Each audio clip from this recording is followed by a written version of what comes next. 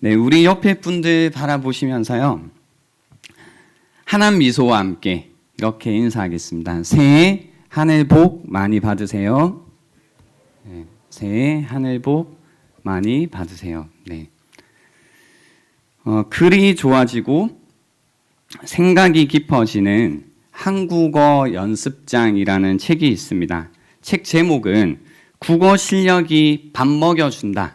그래서 국밥이라는 책인데요.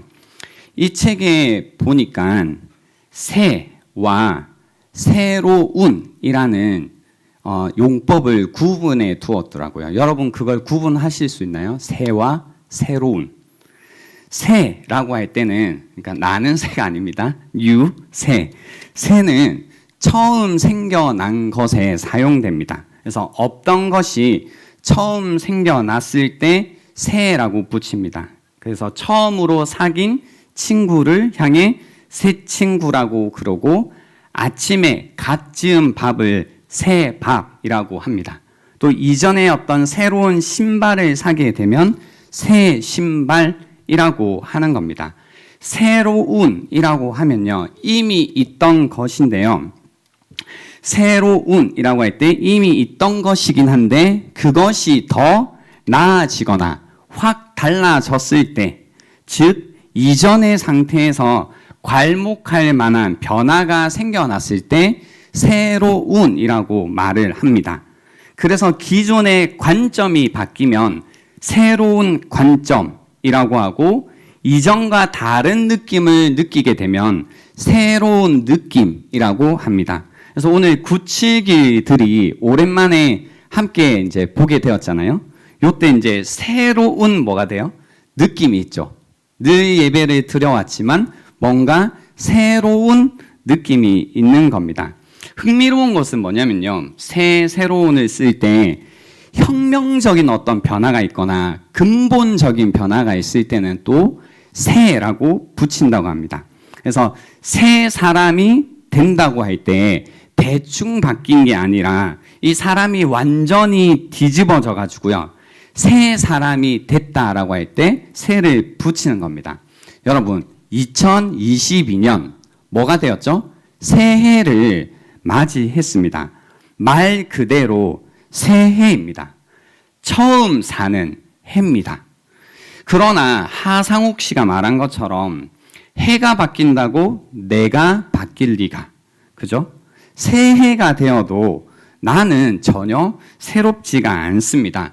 물론 새해가 되면 저마다 새로운 내가 되고 싶어서 무엇을 이루어야겠다, 내가 어떤 사람이 되어야겠다라는 생각에서 계획을 하나씩 세워보기는 합니다. 여러분은 새해 계획을 세우셨나요? 그죠? 세우신 분 한 분 손 들어볼까요? 예, 있으시고. 안 세우시는 분들도 꽤 많으신데요.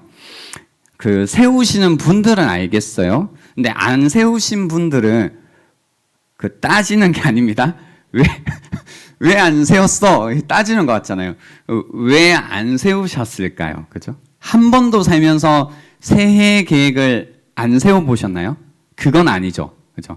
세워봤는데 여러 가지 이유가 있겠지만 안 세울 때는 매번 계획을 세워보지만 실패하거나 또는 계획을 세웠을 때 내가 잘 지킬 수 없거나 그 계획대로 무언가 이룰 수 없다라는 자각이 생기면 이제 새해 계획도 잘 세우지 않게 됩니다. 그래서 새해가 될 때마다 이런 질문이 생기죠. 새해가 정말 새해가 될 수 있을까? 새해가 정말 새해가 될 수 있을까? 그래서 오늘은 이 시간을 통해서요, 새해를 맞이하는 그리스도인들이 어떻게 새해를 새해처럼 맞이할까에 관한 이야기를 나눠보려고 합니다. 우리가 새해를 새해처럼 맞이하기 위해서는요, 첫 번째는 여러분 기억하셔야 되는 말이 뭐냐면 지나간다입니다. 지나간다. 한번 옆에 분들에게 이렇게 인사해 주시기 바랍니다.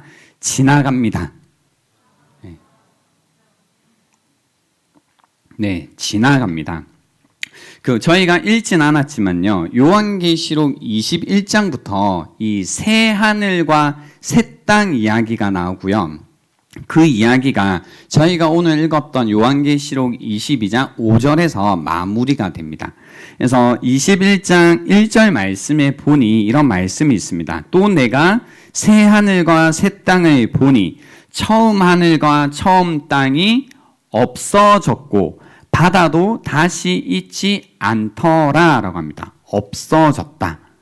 그래서 이제 여기에서 처음 하늘과 처음 땅이라는 것이 없어졌다고요. 없어졌다. 그래서 처음 하늘과 처음 땅이 무엇을 의미하냐면 21장 4절에 좀 더 자세하게 잘 설명하고 있습니다. 4절에 보시면요.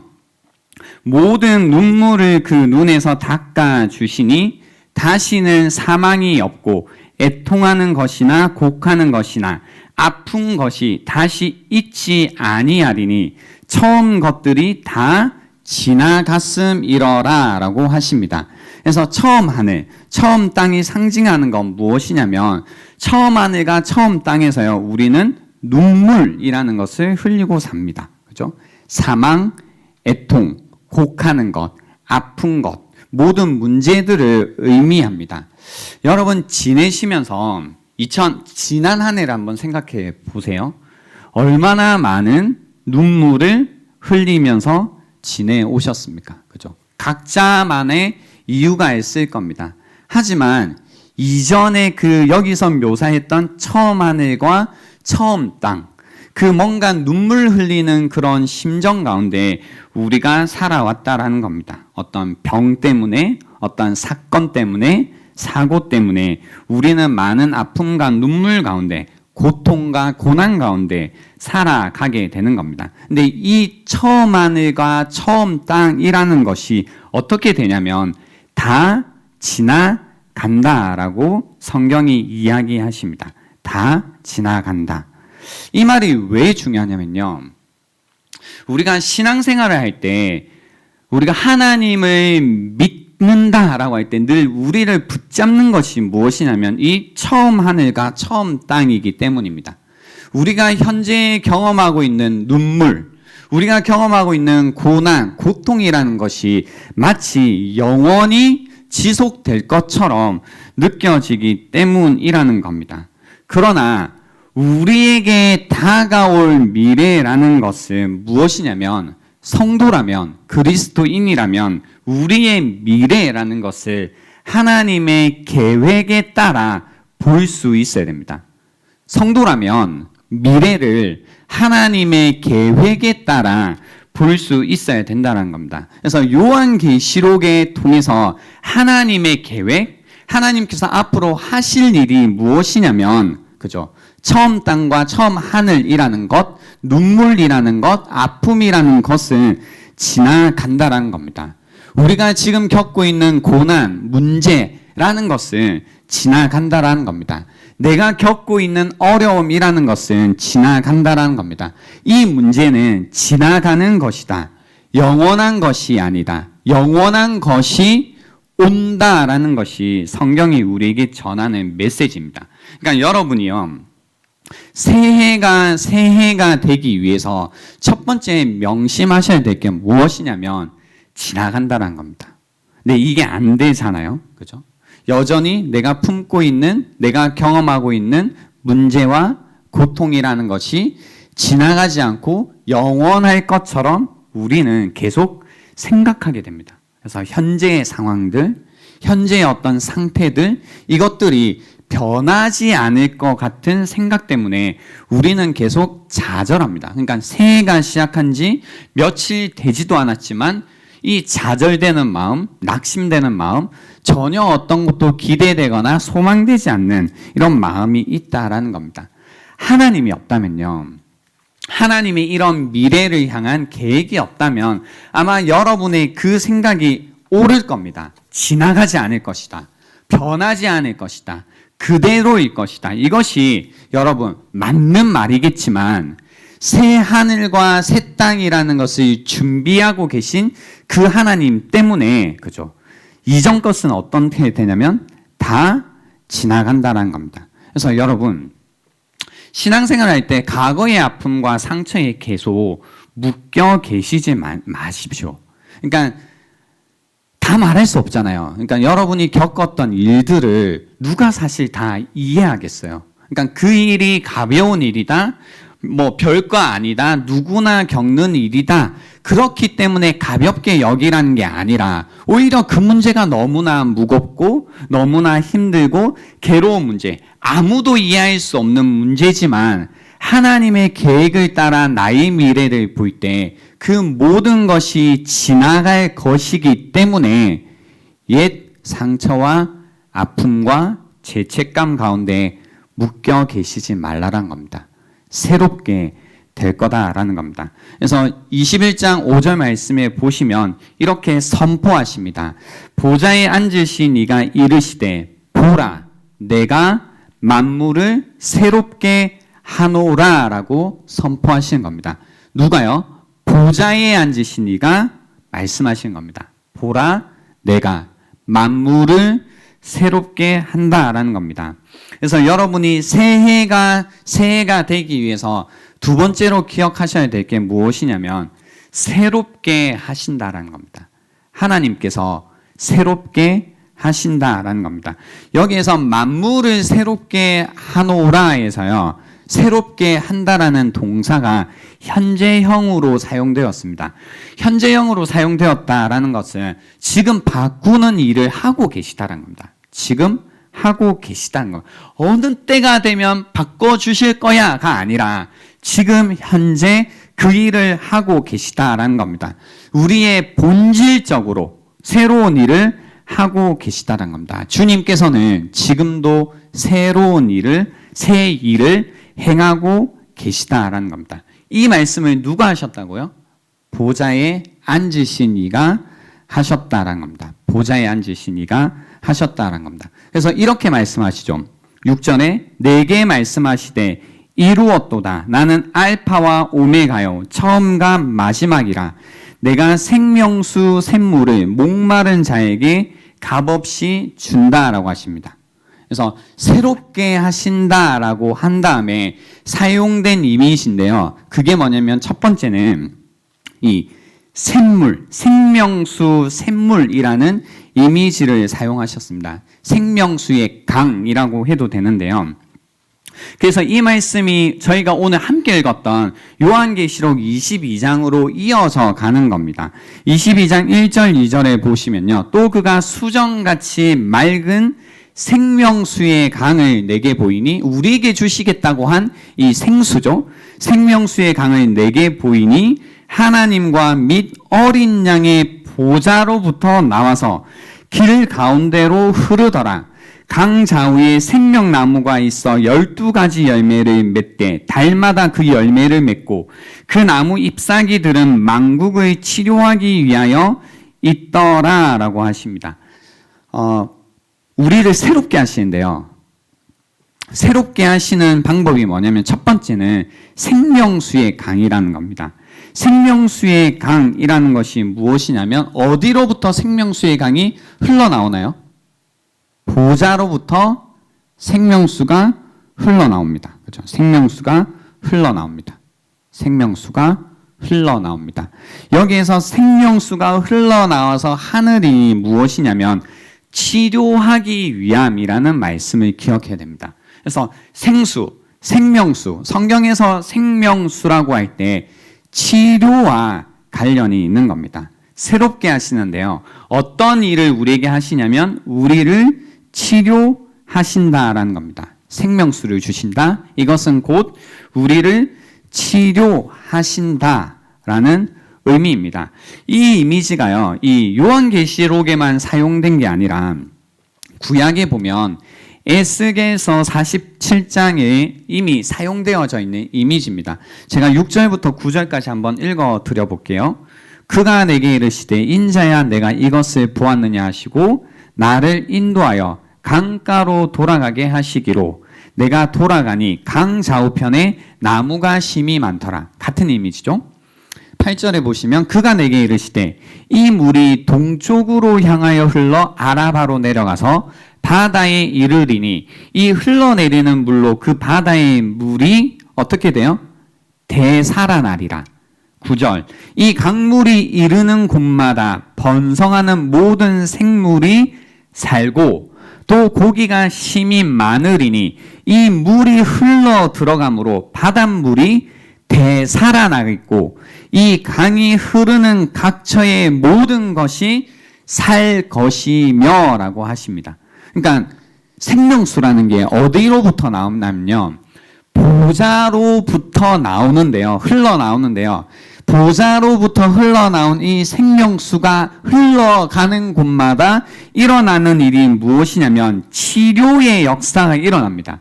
모든 것이 되살아나고 많아지고 되살아나고 살아나는 일이 일어난다라는 겁니다.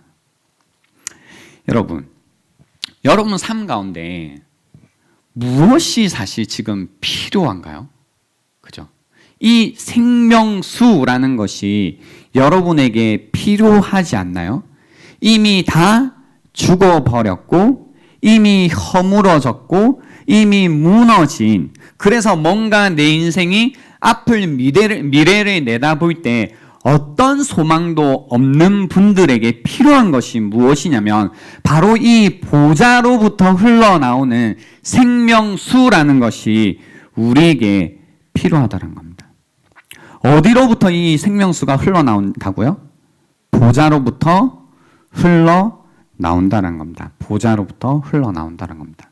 그러니까 여러분께서요, 뭔가 아픔과 슬픔과 고통 가운데 힘들어 하실 때 찾아가야 될 곳이 어디냐면 바로 생명수가 흘러나오는 그 보좌 앞에 나오셔야 된다는 겁니다.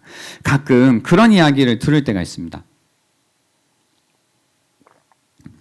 너무 힘들어서, 너무 바빠서, 너무 내 앞가림을 하기 위해서 예배의 자리를 지키지 못하겠다라는 분들의 이야기를 들을 때가 있습니다. 뭐 이번에 9.7기도 올라왔으니까요, 한번 잘 들어보십시오. 여러분, 내가 힘들고 아프고 괴롭고 문제가 있을 때, 뭔가 좌절뿐이고 절망할 수밖에 없는 상황이 있을 때 그 문제를 치료할 수 있는 방법은 보좌로부터 흘러나오는 생명수밖에 없다라는 겁니다. 그럴 때일수록 지켜야 되는 자리가 무엇이냐면 바로 주님의 보좌 앞에 엎드리는 예배의 자리를 여러분이 지키셔야 된다는 겁니다. 그 가운데 우리에게 흘러 들어올 생명수라는 것을 갈망하셔야 된다는 겁니다. 여러분의 새해가 되기 위해서 필요한 것은요, 다른 것이 아니라 바로 이 보좌로부터 흘러나오는 치료하시는 생명수, 여러분의 소망을 다시 되살리는, 여러분의 인생과 미래를 다시 되살리는 이 생명수가 우리에게 필요하다는 겁니다. 필요하다는 겁니다. 그래서 올 한 해 주님으로부터 오는 이 생명수를 갈망하시라는 겁니다. 다른 그 무엇이 아니라 바로 이 생명수를 여러분 삶 가운데 다시 한번 갈망하셔야 된다는 겁니다. 그래서 오늘 이 말씀이 3절에 가면요, 22장 3절에 가면 좀 더 자세히 나옵니다. 다시 저주가 없으며 하나님과 그 어린 양의 보좌가 그 가운데 있으리니 그의 종들이 그를 섬기며 이라고 이야기하십니다. 생명수가 흘러간 자들, 생명수가 흘러간 자리마다 어떤 일이 일어나면요, 다시 저주가 없다라는 겁니다. 성경에서 저주라고 하면요, 어떤 의미가 첫 번째 의미냐면 죄로 말미암아 완전히 멸망의 처지에 있는, 파멸의 처지에 있는 상태를 저주의 상태라고 합니다. 죄로 말미암아 완전히 파멸의 처지에 있는 상태를 저주의 상태라고 하는 겁니다. 그러니까 인생에 있어서 우리의 상태, 하나님이 없는, 생명수가 없는 우리의 상태란 건 무엇이냐면, 돈을 아무리 많이 벌든, 아무리 안정된 직장이 있든, 아무리 사랑하는 사람이 있든 모두 다 바로 이 죄로 인한 파멸의 상태 가운데, 저주의 상태 가운데 있다라는 것 뿐이죠. 그래서 코로나를 통해서 우리가 깨달은 게 뭐냐면 인생이라는 게 별거 없구나. 뭐예요? 어차피 우리 다 죽을 수밖에 없는 인생이구나. 어차피 다 망하는 인생이구나. 그러니까 세상이 재밌는 게 뭐냐면요. 세상을 잘 들여다보면 처음에는 아니야.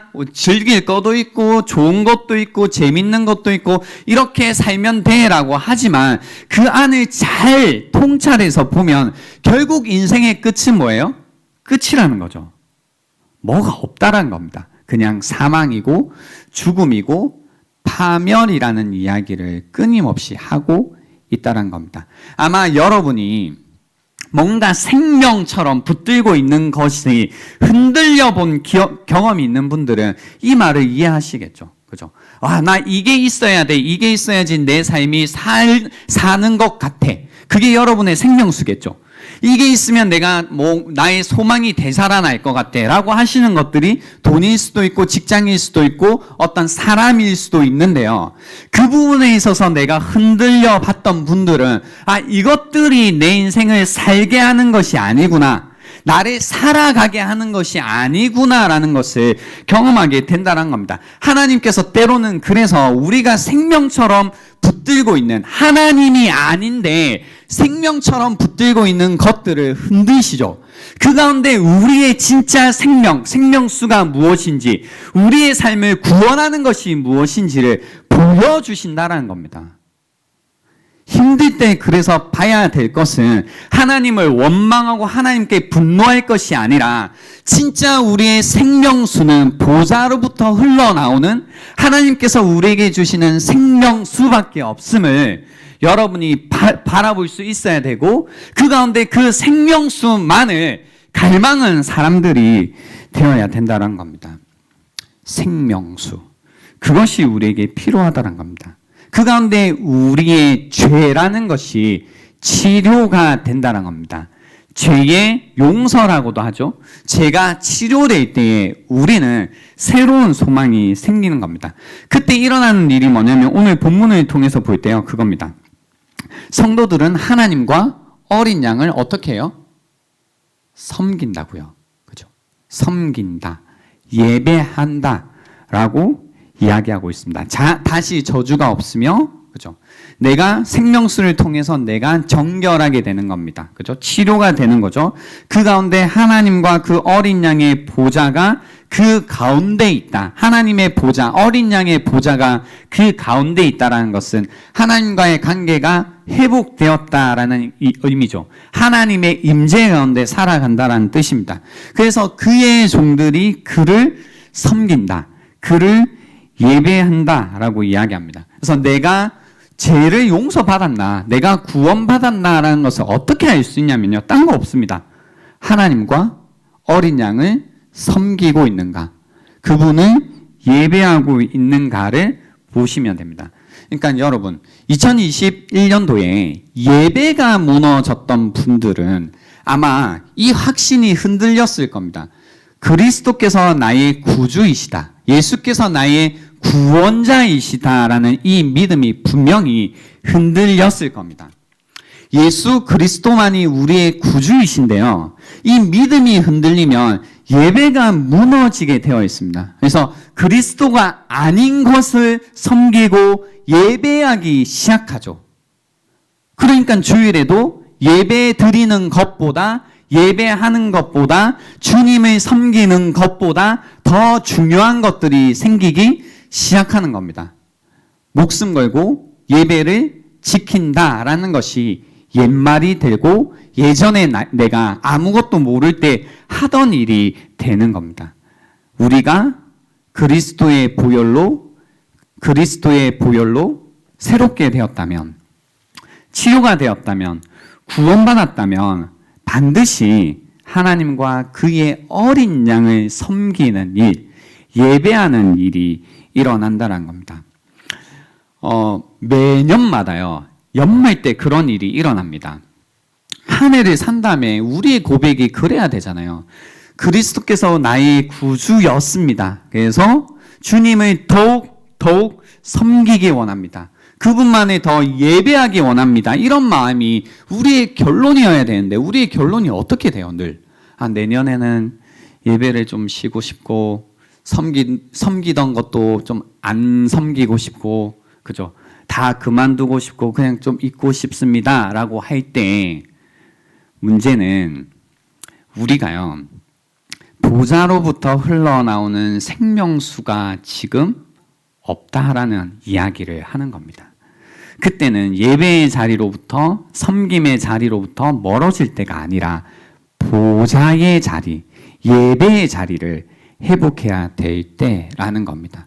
그래서 이런 회복이 필요하신 분들은 혼자 쉬면서 회복하실 게 아니라 다시 이 자리, 예배의 자리를 회복하셔야 된다는 겁니다. 그래서 다시 하나님을 온 마음을 다해 예배하고자 하는 마음이 회복되기를 원하고 또 그 주님의 뜻을 따라 공동체와 세상을 섬기고자 하는 마음들이 회복되어야 된다는 겁니다.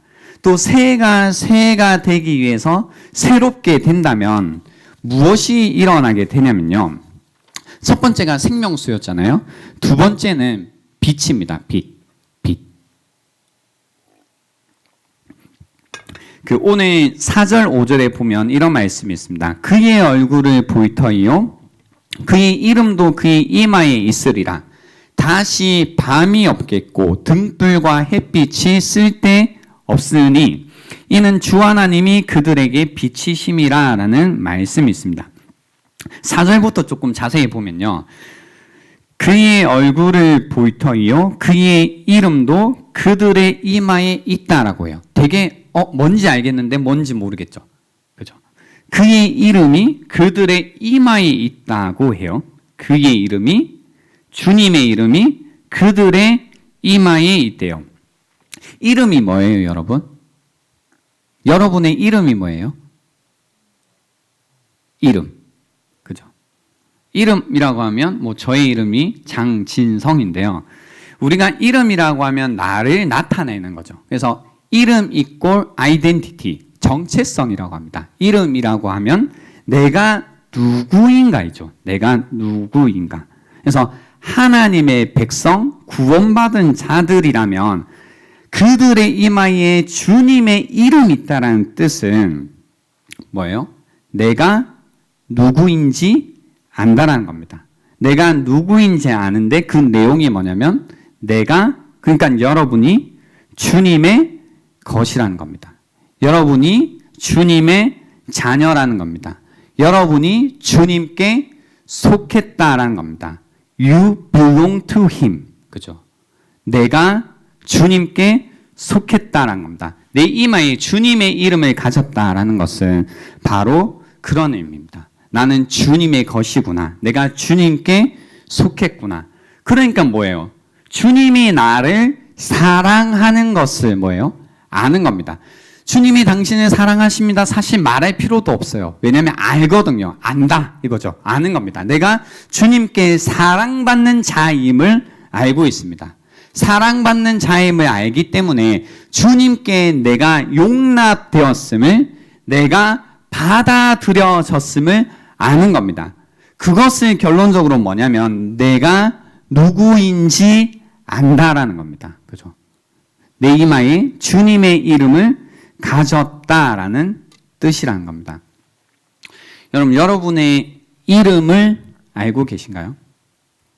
여러분의 정체성이라고 할 때 여러분이 누구에게 속했냐라는 겁니다. 그러니까 그런 질문하면 돼요. 그러니까 너 누구니? 라고 할 때 이 속함의 개념이 없이는 내가 누구인지 표현하기가 힘들어요, 사실. 내가 누구인가? 라고 할 때 그 속함의 개념으로 관계적으로 사실 풀어집니다. 나는 엄마가 나보고 묻는 거지. 너 누구야? 나 엄마 아들이야? 라면 끝나죠. 근데 이제 관계를 빼버리면 묘사하기가 진짜 어려워집니다. 그러니까 내가 누구인가는 속함의 개념으로 원래 표현되는 겁니다. 그죠? 그래서 여러분이 누구인지 아시나요? 한번 질문해 보세요. 나는 누구인가? 그리고 2021년도, 그죠? 나는 누구로 살았는가? 나는 누구에게 속한 자로 살았는가를 질문해 보시면 내 이마에 이름을 가졌는지 가지지 않았는지 답이 나옵니다. 그죠? 답이 나옵니다. 근데 이게 너무너무 중요한 의미인 게 내가 이 이름을 가진 자로 사는지, 그래서 내가 누구인지 사는 자와 반대는 뭐겠어요? 내가 누구인지 모르는 자로 사는 거죠. 그러니까 세상에 내가 누구인지를 아는 사람과 내가 누구인지 모르는 사람이 살고 있는 거예요. 내가 주님께 속한 자로 사는 사람이 있고 주님께 속하지 않은 자로 살아요. 이 사람들을 뭐라고 표현하냐면 세상에 속했다고 해요. 근데 세상에 속한 자들은 이름을 알까요? 모를까요? 몰라요. 재밌는 게 이게 이 요한계시록 22장 4절과 창세기 11장의 장면이 대조가 되는데요. 창세기 11장에 어떤 이야기가, 어떤 스토리가 있는지 아시죠? 어떤 스토리가 있죠? 11장에 보면 바벨탑 이야기가 있어요. 들어는 보셨죠? 예. 그래서 혹시 모르겠으면 나중에 집에 가셔서 창세기, 새해니까 성경을 좀 보자고요. 11장 한번 읽어보시면 이 바벨탑 이야기가 나옵니다. 바벨탑을 쌓아가는 장면인데요. 바벨은 뭐냐면 하나님이 없는 세상을 의미합니다. 그래서 창세기 11장 4절에 보면 이 말씀이 있어요. 또 말하되 자 성읍과 탑을 건설하여 그 탑 꼭대기를 하늘에 닿게 하여, 뒤에 말이 이거예요. 우리 이름을 내고, 우리 뭐를 내고요?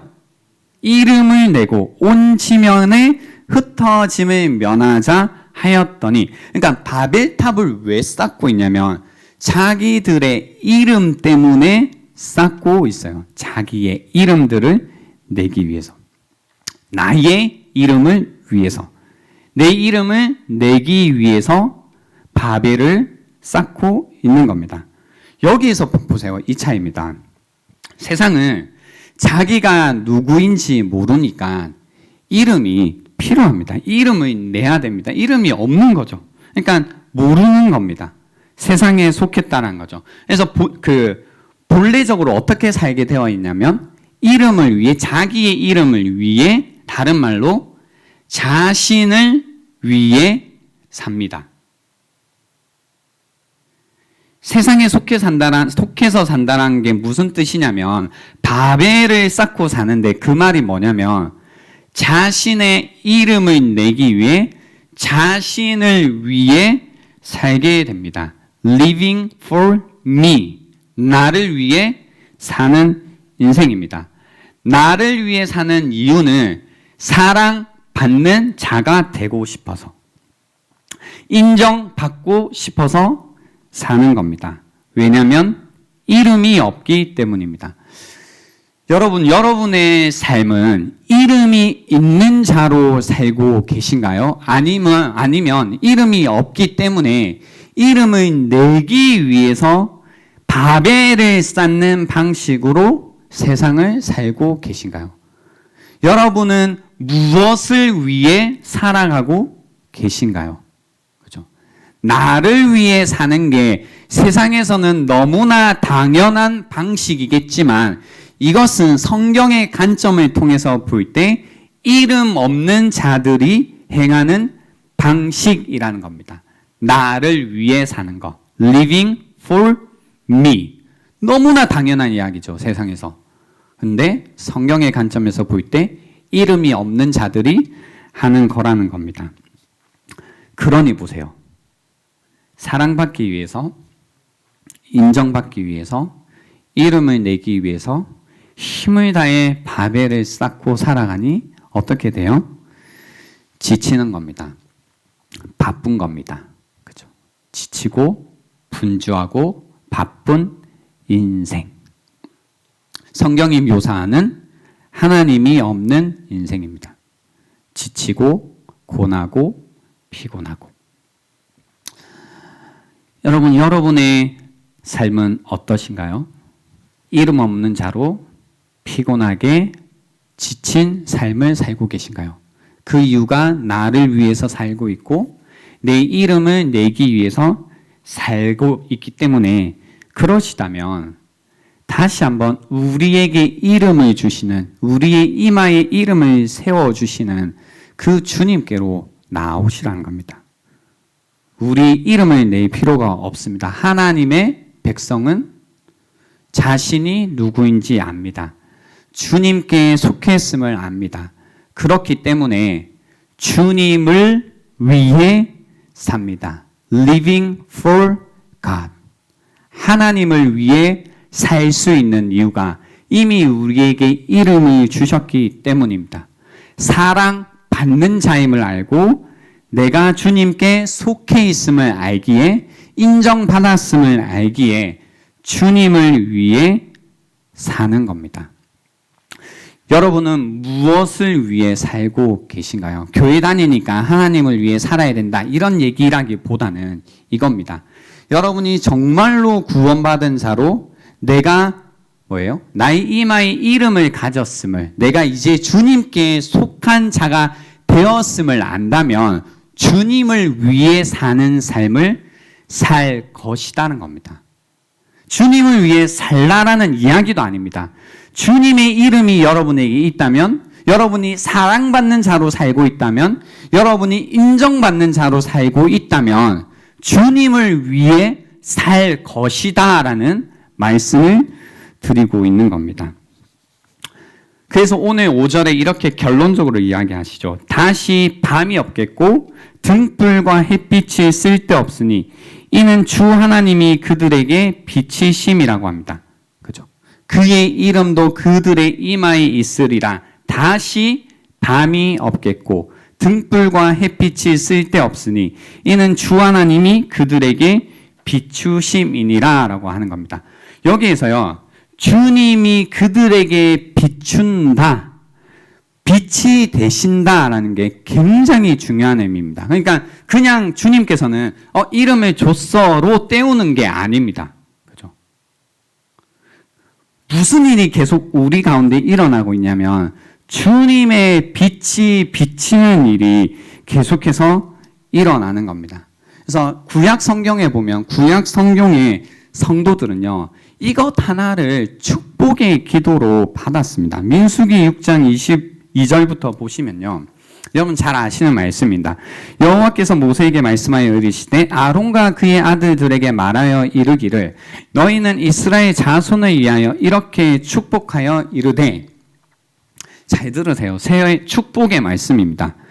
여호와는 내게 복을 주시고 너를 지키시기를 원하며 여호와는 그의 얼굴을 내게 비추사 은혜 베푸시기를 원하며 여호와는 그 얼굴을 내게로 향하여 드사 평강 주시기를 원하노라 할지니라 하라. 아멘. 보세요. 축복이 우리에게 임할 때 제가 이름을 가진 자가 뭐라고 했죠? 주님께 사랑받는 자, 인정받는 자, 축복받은 자로 사는 건데요. 주님의 빛이 우리에게 계속 비칠 때, 실제로 우리에게 축복이 임할 때 내가 뭔 줄 알아요? 주님의 이름을 가진 자로 주님께 속했다는 걸 계속 확신하며 살겠죠. 말로 때우는 게 아니라는 겁니다. 그죠? 축복의 말씀이 있다라는 겁니다. 근데 이 축복의 말씀의 핵심이 뭐냐면 빛이 비춘다라는 겁니다. 빛이 비춘다라는 겁니다. 여호와는 그의 얼굴을 우리에게 비춰주시는 겁니다. 그 가운데 은혜 베푸시기를 원하는 것, 그의 얼굴을 우리에게 향하여 드사 평강 주시기를 원한다. 은혜와 평강이라는 것이 빛을 통해서 우리가 받는다라는 겁니다. 이제 말씀을 정리하려고 하는데요. 제가 올 2022년도를 준비하면서요, 비전을 이제 세울 때 이런 마음이었습니다. 올 한 해 계속해서 우리에게 이 주님의 빛이 비치는 한 해가 되면 좋겠다. 모두가 마음 가운데 절망하고 좌절하고 내 인생이 정말로 나아질까, 안 될 것 같다고 생각하는 우리의 이 어두운 마음 가운데 주님의 이 축복의 빛이 비치는 한 해가 되기를 바라는 마음이 컸습니다. 사실 이 요한계시록의 이 말씀은 또 구약에 이미 약속되어 있는 약속의 말씀이기도 합니다. 이사야 60장에 이미 우리에게 주신 약속의 말씀이었습니다. 다시는 낮에 해가 내 빛이 되지 아니하며 달도 내게 빛을 비추지 않을 것이요 오직 여호와가 내게 영원한 빛이 되며 내 하나님이 내 영광이 되리니 다시는 내 해가 지지 아니하며 내 달이 물러가지 아니할 것은 여호와가 내 영원한 빛이 되고 내 슬픔의 날이 끝날 것임이라. 아멘. 바로 우리의 슬픔의 날이 언제 끝나냐면요, 주님의 이 얼굴의 빛이 우리에게 비출 때에 슬픔은 끝난다라는 겁니다. 우리에게 다른 빛이 필요 없습니다. 오직 이 하나님의 빛만이 우리에게 필요하다는 겁니다. 주님께서 우리에게 주시는 이 영원한 빛만이 여러분의 슬픔과 좌절을 끝내는 빛이 될 거다라는 겁니다. 제가 미국에서 지낼 때 4년 동안 지낸 스테이트가 있습니다. 플로리다라는 곳인데요. 거기 이제 이름이 뭐냐면 이제 공식적인 명칭이라고 하더라고요. Sunshine State였습니다. Sunshine이라고 하면 햇빛 또는 행복이라는 뜻이 있습니다. 근데 왜 플로리다 주를 Sunshine State이라고 하냐면요, 365일 중에 300일 이상이 햇빛이 나요. 제가 이제 4년 동안 살았다고 했잖아요. 그래서 보면 아침에 눈 뜨면 해가 없는 날이 없는 것처럼 늘 느껴졌어요. 늘 날씨가 좋았어요. 어두웠던 날이 거의 없는 겁니다. Sunshine State. 정말 이름 그대로구나. 그래서 그런 그때 저가 봤던 그 맑은 날씨를 상상하면서 여러분의 2022년도 한 해가 지금까지 어두웠고 뭔가 슬픔과 아픔의 구름으로 가득 채워져 있었다면 이제는 그 구름 사이로 나오는 해, 그때 우리 뭐라고 해요? 해낸다라고 하죠. 해가 자기를 내고 있죠. 해낸다. Sunshine. 그죠? 2022년도가 슬픔과 아픔 그리고 절망이라는 인생의 구름 사이로 기쁨과 회복 그리고 소망이라는 복음의 햇빛을 내고 하나님의 능력으로 해내는 새로운 해, 새해가 되는 그런 해를 꿈꿀 수 있으면 좋겠습니다. 주님께서 우리에게 빛을 비춰주신다면 그러한 새해가 될 거라는 겁니다. 새해가 되기 위해서 새해가 필요합니다. 여러분이 지금까지 나의 빛이다, 해다라고 여겼던 모든 것들을 다 내려놓으시고 주님만을 여러분의 새해로 섬기고 바라보는 2022년도가 되면 좋겠습니다. 그 새해이신 주님의 빛이 여러분의 인생 가운데 비칠 때에 2022년도가 새해가 되고 여러분에게 새로운 삶, 새 사람이, 새로운 삶이 열리게 될 것이다라는 겁니다. 이 시간 드리겠습니다. 오늘 들었던 말씀 한번 묵상해 보십시오. 나에게 보좌로부터 흐르는 그 생명수가 필요하지 않은가? 나의 모든 아픔과 슬픔의 구름을 거치는 그 새해이신 주님이 나에게 필요하지 않은가? 그 빛이 나에게 필요한 것이 아닌가? 묵상해 보시는 이 시간이 되면 좋겠습니다. 시간 드리겠습니다.